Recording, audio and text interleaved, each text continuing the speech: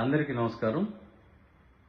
ఈరోజు ఒక ముఖ్యమైన విషయం మీతో చర్చించడానికి మీ ముందుకి రావటం జరిగింది. నేను మొన్న ఒక పోస్ట్ పెట్టాను.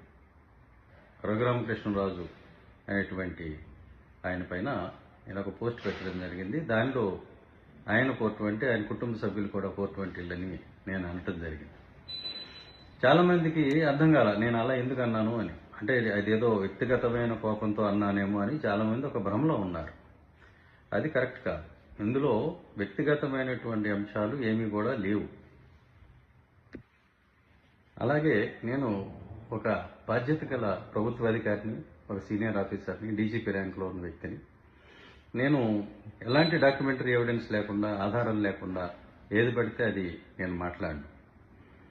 నా దగ్గర పూర్తిగా సాక్ష్యాధారాలు ఉన్నాయి కాబట్టి వాటిని ఉటంకిస్తూ నేను ఆ మాటలు మాట్లాడటం జరిగింది. సో చాలా మందికి ఈ విషయం తెలియదు కాబట్టి అరే ఆయన ఏదో కోపంలో అన్నాడు అని అనుకుంటున్నారు. అది కరెక్ట్ కాదు.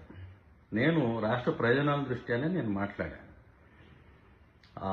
ఎఫ్ఐఆర్ సిబిఐ పెట్టినటువంటి ఎఫ్ఐఆర్ కాపీ నేను ఈరోజు ఫేస్బుక్లో, ట్విట్టర్లో కూడా నేను పోస్ట్ చేయడం జరిగింది. 20 పేజీల డాక్యుమెంటు మీరు మొత్తం చూడొచ్చు. అందులో దానిలో ఐపీసీ 420 సెక్షన్ ఉంది, అంటే చీటింగ్, క్రిమినల్ కాన్స్పిరసీ ఉంది, కుట్ర ఉంది, 120B కాన్స్పిరసీ, ఇవన్నీ కూడా ఉన్నాయి.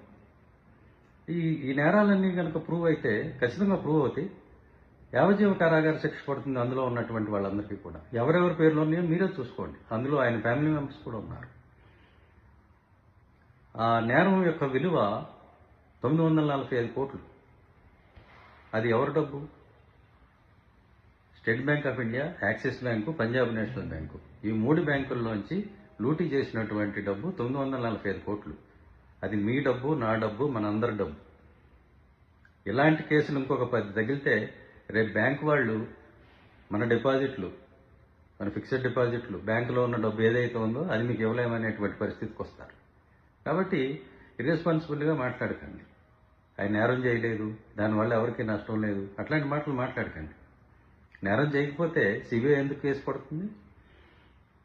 సరే, సిబిఐ కేసు రిజిస్టర్ చేసింది. చేసిన తర్వాత ఈయన సుప్రీంకోర్టుకు వెళ్ళి స్టే తెచ్చుకున్నారు. ఆ స్టే వల్ల ఇన్ని రోజులు అరెస్ట్ కాకుండా ఆగాడు ఆయన. మొన్న 2 రోజుల క్రితం మీరు అన్ని న్యూస్ పేపర్స్లో చూసుంటారు. ఆ స్టేని గౌరవ సుప్రీంకోర్టు వారు ఎత్తేయడం జరిగింది. అంటే రఘురామకృష్ణరాజు గారి అరెస్ట్కి క్లియరెన్స్ ఇచ్చింది సుప్రీంకోర్టు. ఇవాళ రేపు ఆయన అరెస్ట్ కాక తప్పదు. ఎందుకంటే అదేమో చిన్న నేరం కాదు.